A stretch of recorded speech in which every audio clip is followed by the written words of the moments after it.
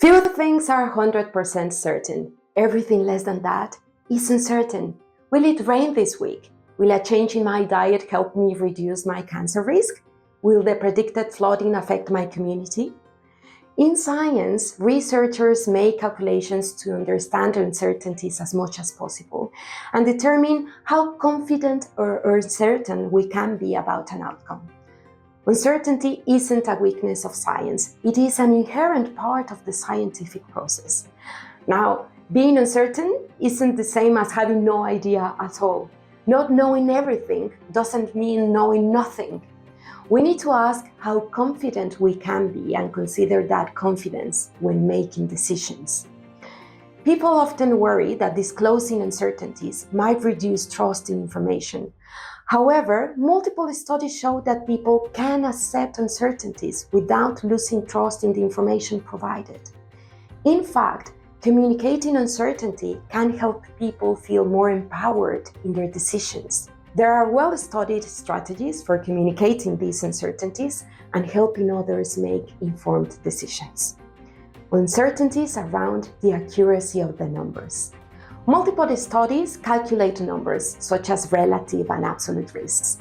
These statistical calculations do not result in a fixed value, but they fall in a range. A basic strategy for explaining this kind of precision uncertainty is to report the range within which the risk found could vary. For instance, if a study finds that out of 100 people on a diet, 4 experienced a health benefit, that range might be 2 to 6. This range may be called the confidence interval or an uncertainty interval or a margin of error. The wider the range, the more uncertainty there is. Uncertainty is not just about the precision of numbers. There are also uncertainties around the quality of information supporting the numbers. For instance, the finding that 4 out of 100 people benefited from a diet could come from multiple large studies totaling thousands of people or from a single poorly designed study. Same outcome, but completely different quality of evidence behind it. If the quality of evidence is low, and this is not clear, people might assume the evidence is robust and give it more weight in their decision-making than it deserves. Uncertainties can go beyond numbers. There are also uncertainties about unknown factors, things not accounted for, such as whether people who benefited from the diet also exercised more, or slept better, or had access to better health services. Sometimes uncertainties cannot be quantified at all, such as the future effects of working from home on mental health. Uncertainties can also arise because an issue is so new that there isn't enough evidence yet, and the available evidence might change rapidly as new research emerges. For example, during the COVID-19 pandemic, it took time to determine whether face masks could help reduce transmission and by how much, because the virus was so new.